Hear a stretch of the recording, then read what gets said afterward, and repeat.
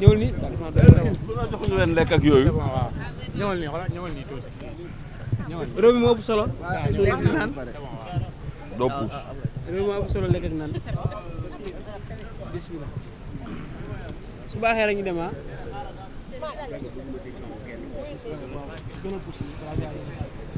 waaw caméra yi booy nëbbuñu la sax. booy kay yow ñu ngi may jaay doole. booy ñu ngi may jaay doole. baax na.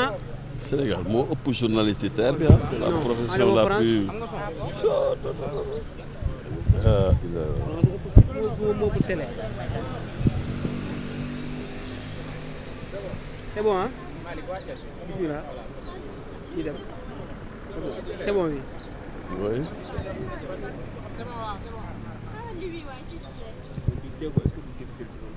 Qu'est-ce qu'on peut retenir par rapport à la candidature d'Amadou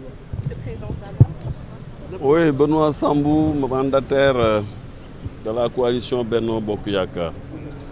Donc je suis en compagnie de mes deux confrères. Donc le représentant du candidat, l'honorable député Abdoulaye Diagne, et notre informaticien Omar Abdoulaye Ba. Nous venons de procéder à la vérification donc, de nos parrainages auprès du Conseil constitutionnel. Et la première chose à retenir, c'est que le Conseil constitutionnel a validé le nombre de 120 candidatures, 120 parrains que nous avons déposés, puisque comme vous le savez, nous avons choisi le parrainage des élus, c'est-à-dire celui effectué par les maires et les présidents de conseil départemental. Donc c'est une première satisfaction dans le processus de validation de la candidature du Premier ministre Amadou Ba, qui doit nous mener vers l'élection donc, de février 2024. Pourquoi ce choix concernant le parrainage citoyen? On avait entendu que vous avez collecté plus de 3 millions ou 5 millions de parrains.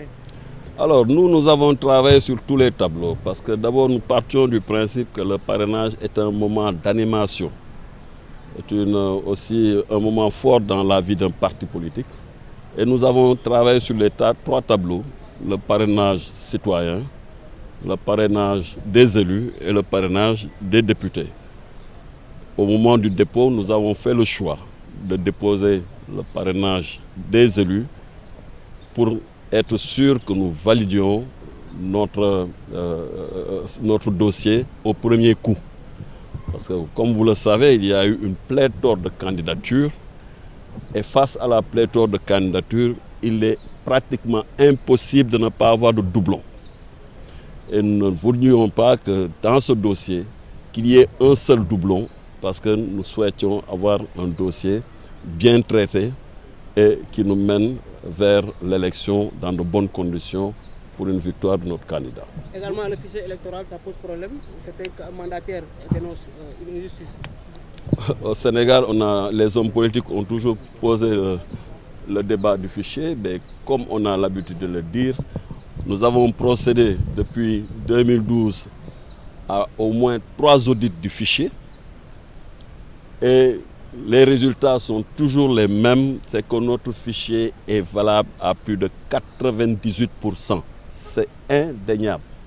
Maintenant, dans le traitement des dossiers de parrainage, quand il y a des erreurs dans la transcription des noms ou des numéros, effectivement, le système rejette donc les parrainages. C'est à ce problème que beaucoup de candidats ont été confrontés parce que, encore une fois, avec la pléthore de candidatures, le risque était élevé d'avoir des doublons. waaw ñu ngi doogay génn conseil constitutionnel man nag samay rakk ñi ma bokkal liggéey bi muy honorable député Abdoulaye Diagne mi yor parrainage bi ak sunu informaticien mooy Omar Abdoulaye Ba lu ñu njëkk a jàpp mooy am satisfaction parce que parrainage yu ñu déposé woon muy parrainage élu yi 120 parrains ñu déposé woon yëpp conseil constitutionnel validé na ko maanaam amul benn sikki saxa ci sunu dossier de parrainage ñu mën cee jàngat ne option bu ñu jël mooy option boo xam ne bu baax xam nga ba ñuy dem ci parrainage ñun dañu jàpp ni parrainage moment d'animation politique la donc bañ koy def tamit ñu jël ñetti option yëpp def parrainage citoyen def parrainage des élus mooy maanaam bu maire yi ak président conseil départemental ak parrainage des députés ba ñuy déposer nag ñu jël décision ak sunu candidat ñu déposer parrainage des élus ndaxte wóoroon nañu ni foofu du ñu ci am benn doublon et que dañu bëggoon valider du premier coup sunu ay parrainage parce que wax nañ ko li am ci candidat jéggi na dayoo ba nga xam ne forcément munoo fexe ba doo am candidat boo xam ne doo am ay doublon loolu nag moo dal candidature yu bëri parce que fichier bi unique la te ñëpp ci même personne yi la ñuy dem ñun nag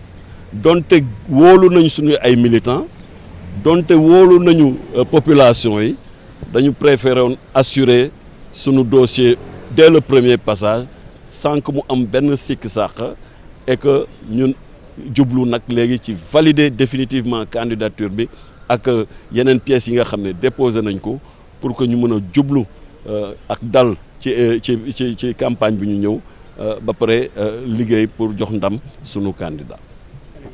par rapport ak fichier électoral bi ana yeen kàddu nga si wax ñi dut baaraam tuuma fichier boobu naan ni ko war a mise à jour de 2019 à 2024. waaw loolu xam nga homme politique yi moom foo leen fekk rek ñu ngi wax fichier mais depuis 2012 audité nañu fichier bi je crois ñetti yoon audit yu ñu def yëpp même résultat yi la ñu génne mooy sunu fichier il est valable il est fiable à plus de 98%.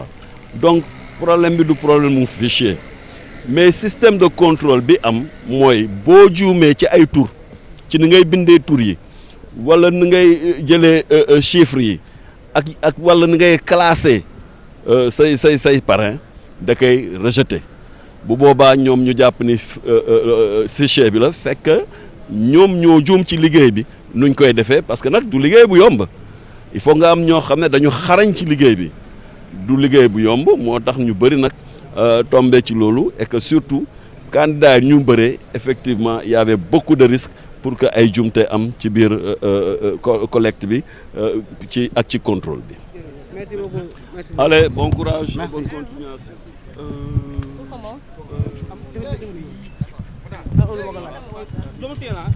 Micro yëpp